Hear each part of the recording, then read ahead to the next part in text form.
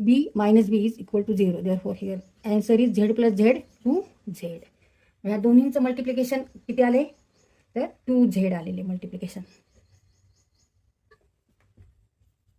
Limit z tends to 0. Here answer is a plus z minus b minus z divided by z in bracket b plus z plus b minus z.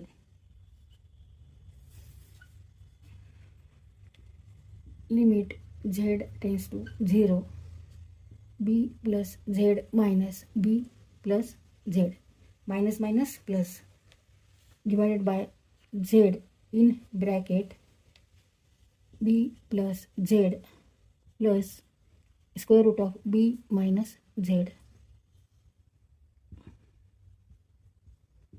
Limit z tends to 0, z plus z 2z divided by z b plus z square root of b plus z minus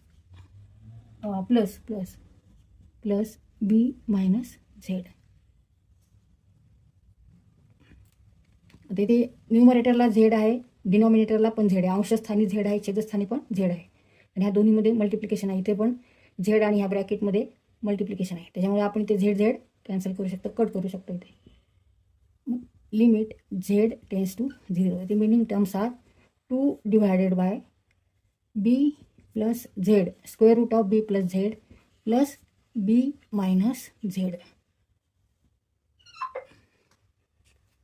आता इथे आपल्याला परत reason लिहायचं आहे. As z tends to 0 z is not equal to 0.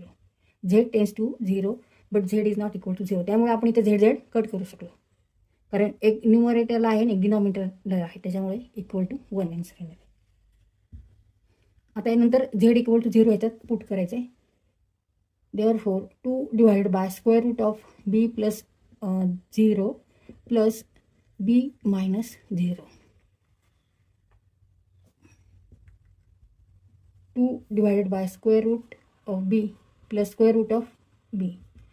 2 divided by ते addition होणार आहे 2 square root of B. 2 2 cut होतील.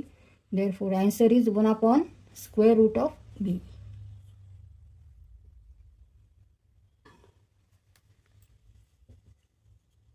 आन्सर मग उत्तर काय आहे? 1 भागिले वर्गमुळात बी, 1 भागिले वर्गमुळात B, 1 upon square root of B, और 1 divided by square root of B.